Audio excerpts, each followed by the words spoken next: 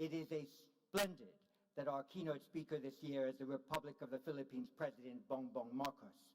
Since assuming office, President Marcos has made no fewer than 25 international trips to 17 countries in Asia, the Middle East, North America, and Europe.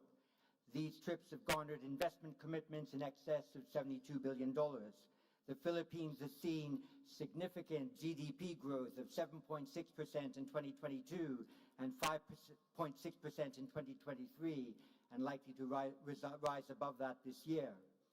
Economic security, from agriculture to trade and investment, remains a key focus of his administration.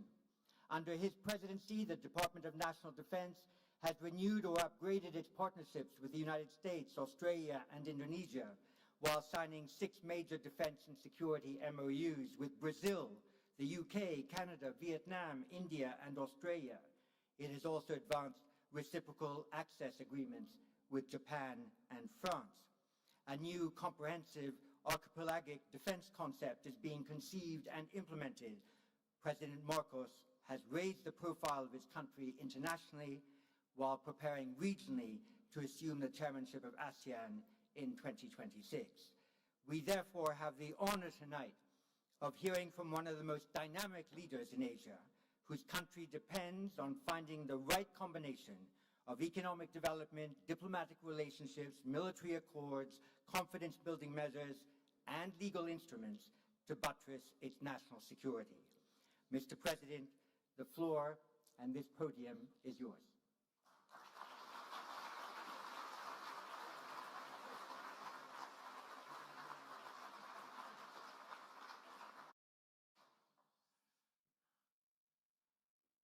Thank you very much for that very kind and thorough introduction. Prime Minister Lawrence Wong, Senior Minister Hsien Loong, Sir John Chipman, of course, Your Excellencies, ladies and gentlemen. I thank the International Institute for Strategic Studies for convening this open, frank, and constructive conversation on pressing strategic issues confronting our region. I also thank the government of Singapore, especially Prime Minister Wong and Senior Minister Lee, for providing an environment that is conducive to this dialogue. The notion of Shangri-La conjures up a mystical sense of tranquility, of free souls living in peace and harmony.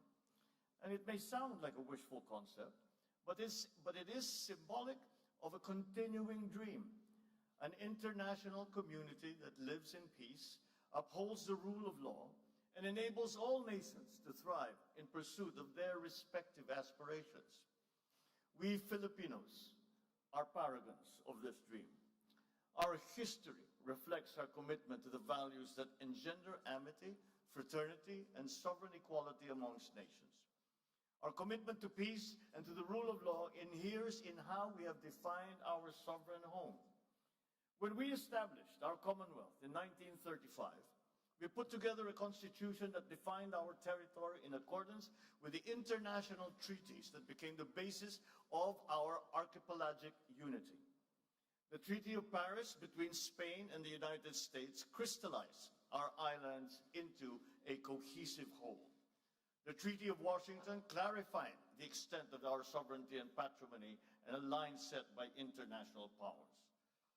We sought to uphold and preserve the integrity of our country's physical unity through international law. Together with others, we put forward the Archipelagic Doctrine, which regards all archipelagic states as a single unit, with the waters around, between, and connecting their islands, irrespective of their breadth and dimension, forming part of their internal waters. This doctrine has since been enshrined in the 1982 United Nations Convention on the Law of the Sea, or the UNCLOS. The same convention also clarified the limits of each state's maritime zones and defined the extent with which they could exercise sovereignty, their sovereign rights, and jurisdiction over those zones. Accordingly, we have made a conscious effort to align our definition of our territory and our maritime zones with what international law permits and recognizes. This has been inscribed in Article 1 of our Constitution. As Senator, I was proud to co-sponsor our Archipelagic Baselines Law, which defines the basis of our maritime jurisdictions. As President, I look forward to signing our Maritime Zones Law, which will clarify the geographic extent of our maritime domain. Our efforts stand in stark contrast to assertive actions that aim to propagate excessive and baseless claims to force, intimidation, and deception. In the West Philippine Sea, we are on the front lines of efforts to assert the integrity of the UNCLOS as a constitution of the oceans. We have defined our territory and maritime zones in a manner befitting a responsible and law-abiding member of the international community. We have submitted our assertions to rigorous legal scrutiny by the world's leading jurists. So the lines that we draw in our waters are not derived from just our imagination, but from international law. We have on our side the 1982 UNCLOS and the binding 2016 Arbitral Award, which affirms what is ours by legal right.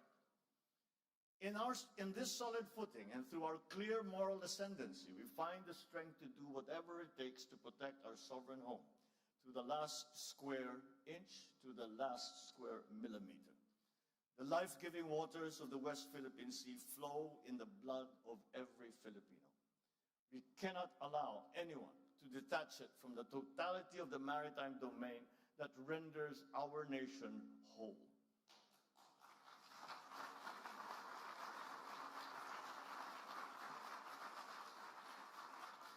As President, I have sworn to this solemn commitment from the very first day that I took office. I do not intend to yield. Filipinos do not yield. Ladies and gentlemen, we are not only unyielding in protecting our patrimony, our rights, and our dignity as a proud and as a free country. We are also firm in our commitment to regional and global peace. We renew this commitment at this turbulent juncture of our history. I will repeat what I said at the United Nations almost 2 years ago. Amidst challenging global tides, an important ballast stabilizes our common vessel. Our open, inclusive, and rules-based international order is governed by international law and informed by the principles of equity and of justice. For the past 79 years, this rules-based order has allowed our region to flourish. The stability and the predictability that it has engendered has been crucial to the success of the stories of our region. Be it the post-war revival of Japan, the economic miracles of Korea and in Southeast Asia, the rise of China and of India. When this world order was built in 1945, our forebears vowed to make the floors of the United Nations the last battlefield. We made a determination for humanity to survive and to never again be wiped out in another Holocaust. The Philippines has always been part of that history. Amidst the rubble of war, we were there, amongst the architects of the new peace. We stood on behalf of colonized peoples of Africa and Asia. We opposed attempts to dilute the inviolability of the right to self-determination. We helped enshrine the right to independence in the Charter of the United Nations. In 1982, we led our global community in unanimously adopting the Manila Declaration on the Peaceful Settlement of Disputes. This affirmed that differences amongst nations must always be solved peacefully through legal and diplomatic processes, never through the threat or the use of force. Today, these norms are under significant stress. The world is facing a watershed moment. In our region, recent patterns of aggression and militarization and emerging arms races threaten our lands of promise with an uncertain future. In the midst of these significant shifts, I see 7 realities in the Indo-Pacific. First, the future of our region will be determined by many nations, each with its own unique experiences and aspirations. Yet, their respective agencies are being challenged by attempts to undermine our faith in prevailing international norms. Second, the strategic competition between China and the United States is permeating the evolving regional landscape. This rivalry is constraining the strategic choices of regional states. This contest is exacerbating flashpoints and has created new security dilemmas.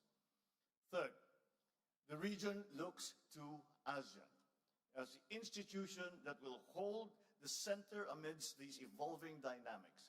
Yet, challenges threaten our unity and our centrality. Fourth, as geopolitics continues to permeate the global governance infrastructure, the role of bridge builders have become increasingly important to forge decisive multilateral solutions. Fifth, the global commons will continue to be crucial to the security of all states in the region. Access of developing countries to the high seas and to outer space and the peaceful uses of science and technologies is crucial to international development. Sixth, climate change remains a deadly challenge for the region and for the world. It is the first truly global threat, and for the first time, we face a crisis that affects every single human being on Earth and requires action from every single human being as well. And finally, the development of advanced technologies is rapidly transforming human life and experience. These technologies will solve many of our old problems, but they are so powerful that they also have the potential to disrupt our political and our social orders. These 7 realities muddle the waters that we have to navigate in our collective journey as a community of nations. We cannot reverse course. We must persevere. We must push through. The current juncture does not call for a revision of the regional order. Instead, it calls for the reaffirmation of the wisdom of San Francisco in 1945, of Bangkok in 1967, and of Manila in 1982. Let us return to San Francisco and reaffirm the sovereign equality of all states. We must reject unjust narratives that seek to subsume distinct national interest in the so-called major country dynamic, which seeks to impose a hierarchy amongst nations. Those who came before us worked painstakingly throughout the last century to bury the era of spheres of influence and of buffer states. We should not allow its ghost to haunt our region once again. Let us also return to Bangkok and support ASEAN's effort to build a rules-based, people-oriented, and centered on regional community. Any state that professes a stake in the continued peace and stability of this region must respect ASEAN's centrality, not only with words, but with action. All partnerships and arrangements must never displace or dilute, but rather uphold and complement ASEAN's central role. So let us return as well to Manila and reaffirm our common understanding of how international law governs the peaceful settlement of disputes. Amidst misleading narratives that seek to discredit international legal procedures, there is a need to reaffirm those modalities are an expression of good faith. They are a service to the progressive development and codification of international law. They are never an unfriendly act. Ladies and gentlemen, the past inspires the needed clarity and foresight to confront the challenges of the present and to build a future to which we all aspire. From the achievements of San Francisco, Bangkok, Manila, we as a region draw our abiding compass.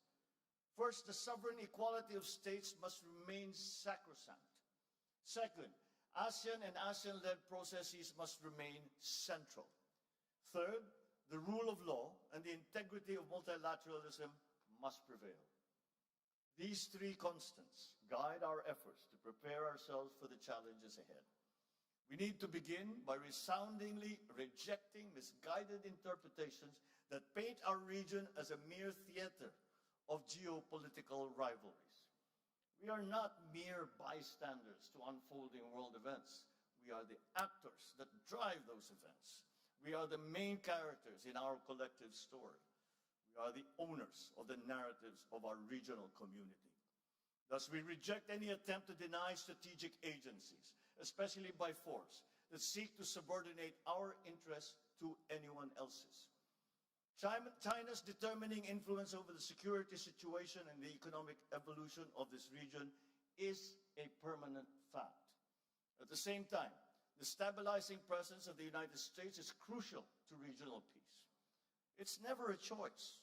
Both countries are important. The continued stability of this region requires China and the United States to manage that rivalry in a responsible manner. Pending the total elimination of nuclear weapons, China and the United States have a unique responsibility to undertake concrete measures to reverse the recent increase in nuclear stockpiles and to alleviate the risks of nuclear conflict. For a long time, the nuclear disarmament discourse has focused on the Euro-Atlantic.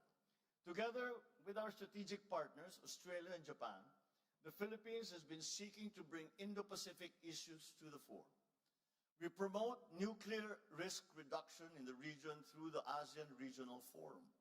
We push for the negotiations for a fissile material cut-off treaty at the United Nations. We will not waver in these efforts. Our work towards a world free of nuclear weapons is rooted in our desire to extinguish the last vestiges of the Cold War. Yet the danger of regional regression towards Cold War thinking has never been more pronounced. It has become even more crucial for us to assert that the future of our region will be driven not by one or two powerful countries, but by all of us. Peace, security, and stability are the business of all countries. The interests and responsibilities of all states in the community of nations must always be acknowledged. All our voices must be equally heard. As a Pacific nation, the Philippines shares with our eastern kin the same experience of a climate-vulnerable country. It is clear to us that the Pacific Island states must become part of any meaningful discussion regarding the future of our region. It's time to put the Pacific back into Indo-Pacific. We also share with South Asia states similar aspirations as rapidly growing economies. Their continued development rests upon the maintenance of peace and stability in the Indian Ocean region. In the same vein, the economic security of East Asia depends upon the freedom of navigation and unimpeded passage in the South China Sea and in the East China Sea, and the stability of the Korean Peninsula and the Taiwan Strait. By virtue of geographic proximity and the presence of Filipinos in Taiwan, we have a legitimate interest in cross-strait issues. The Filipino people have a long history of fraternal bonds with the people on both sides of the Taiwan Strait. Peace and stability must prevail. Therefore, we continue to urge all parties to exercise restraint on the issue. Lasting peace in the Korean Peninsula, on the other hand, is a collective responsibility of the entire region. The DPRK must comply with all its international obligations under relevant UN Security Council resolutions and commit to constructive and peaceful dialogue with the Republic of Korea. Finally, any effort to resolve maritime differences in the East China Sea and the South China Sea must be anchored on international law, particularly UNCLOS. We must accord due regard to the legitimate interests of all parties and respect legally settled rights. We cannot afford any other future for the South China Sea other than the one envisioned by ASEAN, that of a sea of peace, stability, and prosperity. Unfortunately, this vision remains for now a distant reality. Illegal, coercive, aggressive, and deceptive actions continue to violate our sovereignty, sovereign rights, and jurisdictions. Attempts to apply domestic laws and regulations beyond one's territory and jurisdiction violate international law, exacerbate tensions, and undermine regional peace and security. But despite all this, the Philippines remains committed to the cause of peace upon which our constitutional order is premised. We are committed to addressing and managing difficult issues through dialogue and through diplomacy. The 1982 UNCLOS and the binding 2016 arbitral award provide a solid foundation for the peaceful resolution and management of disputes. Our policy in the South China Sea is built upon these two touchstones. We will continue to work with ASEAN and China towards an effective and substantive code of conduct, one that is firmly moored in UNCLOS. As the world's second largest archipelagic nation, we have more sea than land in our territory. We are among 18 mega-diverse countries in the world, and we have the fourth longest national coastline. We will continue to build upon our significant footprint in enriching UNCLOS, the Convention on Biological Diversity, and the High Seas Treaty. As we work to uphold the rule of law in international affairs, so shall we build our capabilities to protect our interests in our own maritime domain and in the global commons. Under our comprehensive archipelagic defense concept, we shall develop our capacity to project our forces into areas where we must, by constitutional duty and by legal right, protect our interests and preserve our patrimony. And as we build our defense capabilities, so shall we continue to invest in diplomacy. Our commitment to ASEAN centrality shall remain a core element of our foreign policy. At the same time, we shall strengthen our alliance with the United States and our strategic partnerships with Australia, Japan, Vietnam, Brunei, and all the other member states of ASEAN. We will also pursue more robust collaboration with friends, such as the Republic of Korea, India, amongst others. Collaborative endeavors among a few states that share specific interests built into pillars that support the architecture of regional stability. It is in this spirit that we pursue trilateral collaboration with Indonesia and Malaysia in the Celebes Sea. It is the same rationale behind our broader cooperation with Australia, Japan, and the United States in our exclusive economic zone. Last month, the Philippines, Japan, and the United States adopted our joint vision statement on enhancing economic cooperation and contributing to regional peace and security through trilateral cooperation. These partnerships reflect our commitment to preserving, defending, and strengthening the rules-based regional order. And yet the scope, the depth, the breadth of the challenge that our region now faces requires our collective, our inclusive, and our decisive action. Addressing the realities of our regional security landscape requires our greater collective political will. Let us begin by realizing the vision set for us by leaders past.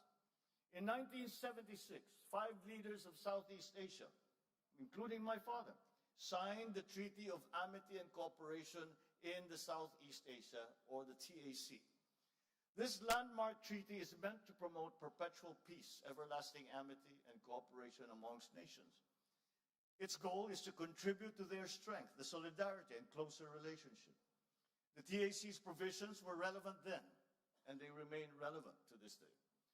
It is no wonder, then, that the 54 parties from all regions of the world, many of which are represented in this dialogue, have now acceded to this landmark instrument, with nearly a dozen more countries expressing their desire to be bound by the TAC's tenets. This indicates that all stakeholders in the future of this region are committed to peace. It is timely for parties to consider how this treaty can help address the geopolitical and geoeconomic issues facing the region today and the looming challenges ahead.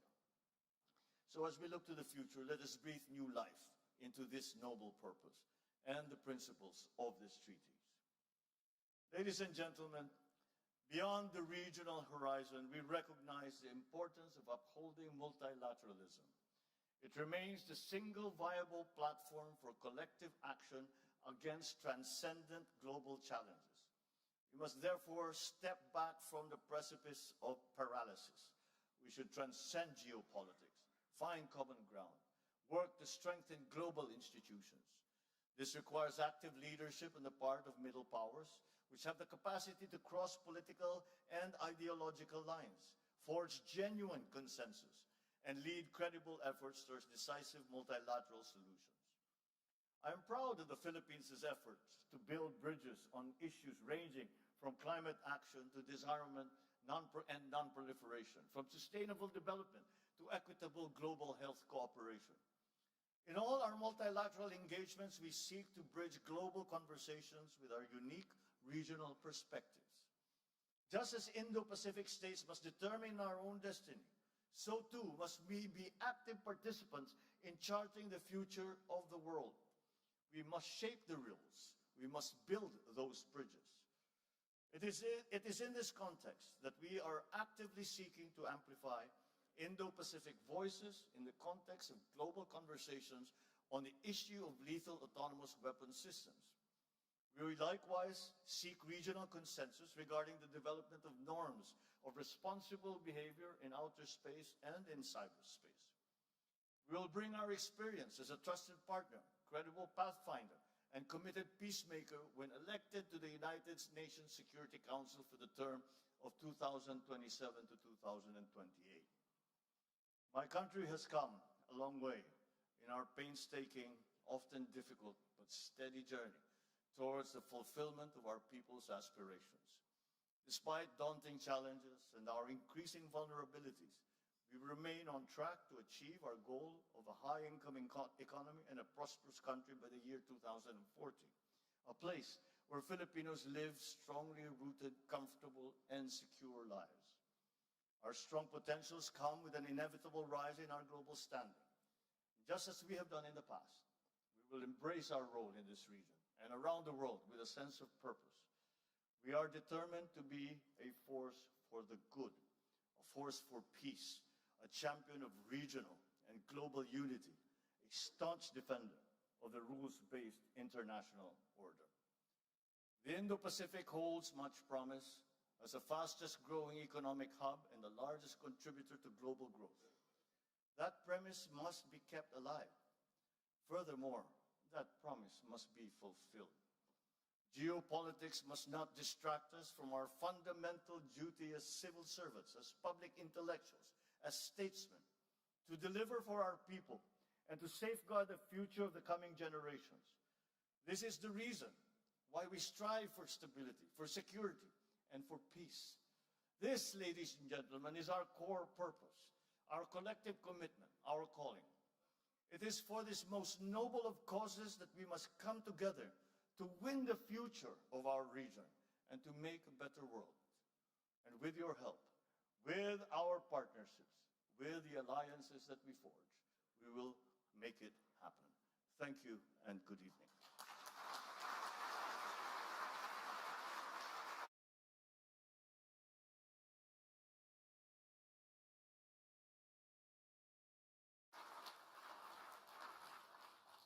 Thank you very much for an inspiring address. You've been kind enough to take perhaps 2 or 3 questions. So I will scan the room and see if an arm is raised or a hand or another gesture. There we are. If you were to stand up, sir, a microphone will come to you. May I remind you that we need a question and take no more than 60 seconds if you can, as will your successor. Thank you very much, Chair. Give me this wonderful chance to ask a question to President. Mr. President, I noticed in your speech you mentioned many times about ASEAN centrality. And review the TAC, which your father signed, that show the bond of ASEAN. I think the ASEAN centrality is very important, but we cannot take it for granted. It comes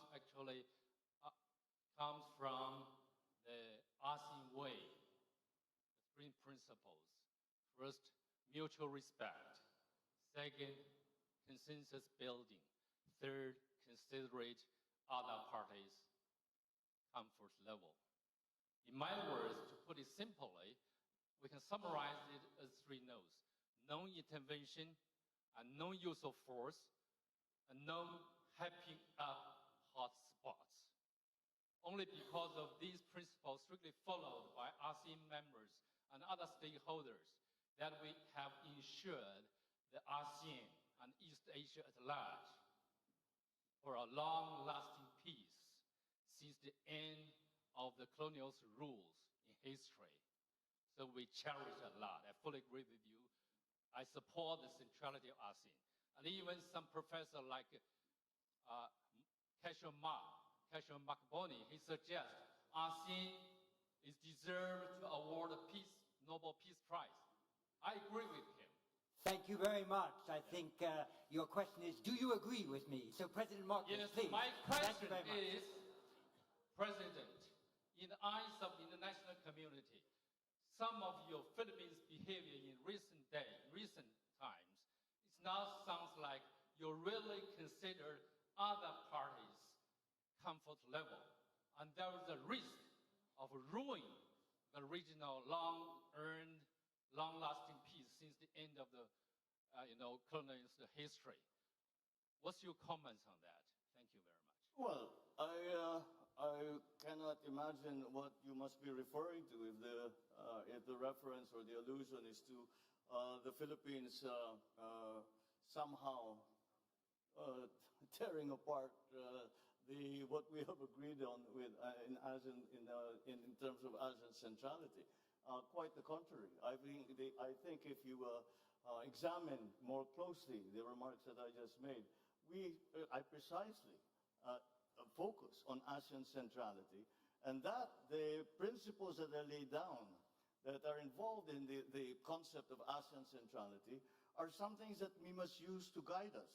And if we have been distracted in the past years or so, then it's time for us to return and remember, once again, what ASEAN was created for. And that is to create an aggregation of nations that have very many common interests, and that can be, and that partnerships within that multilateral organization can help each other and help the region.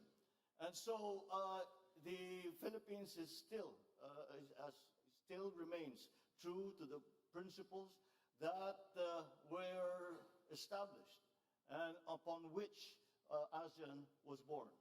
And I think, as I said, that many of these things we no longer speak of today, but we must, because they are as relevant today as they ever were, perhaps even more so, because the global situation is a great deal more complicated than it used to be before. I would even go far as to say there is no such thing as a regional issue any longer. We have all experienced the unexpected effects of the war in Ukraine, of the conflict in the Middle East, and all of these. And when we talk about the South China Sea, we have to also remember that the South China Sea is the passageway for half of the world trade. And therefore, the peace and stability of the South China Sea and the freedom of navigation of the South China Sea is a world issue. And that is what I am proposing. And I am saying that yes, it is a regional issue, but we must examine and be part of the discussion. We must include all parties in the discussion, because now it is not just ASEAN member states who are stakeholders, and it is quite easy to see that it is in fact the entire world that have become stakeholders in the peace and stability of our region. Thank you. I'll take one question. Yes, you, sir, with your hand up. If you stand up, it might attract magnetically a microphone towards you. Thank you very much. And immediately after your question, once you've identified yourself, I'll ask a third person for the final question. The President will take both. Thank you, sir. Thank you, John. It's Dimitri Sevastopoulos from the Irish delegation of two people. Another small country. President Marcos, I'm going to ask you a very direct question, if you don't mind, which is, if Chinese Coast Guard water cannons killed a Filipino sailor, would that cross a red line? And then can you also give us a sense of what are the actions that would trigger a request from Manila to Washington to invoke the U.S.-Philippines Mutual Defense Treaty? Thank you. And I will ask as the last question, Justin Bakisal. If you could stand, I know you sought the floor, and if a microphone were to come to you, you're right over there. Thank you. And the President will then answer both questions. Thank you.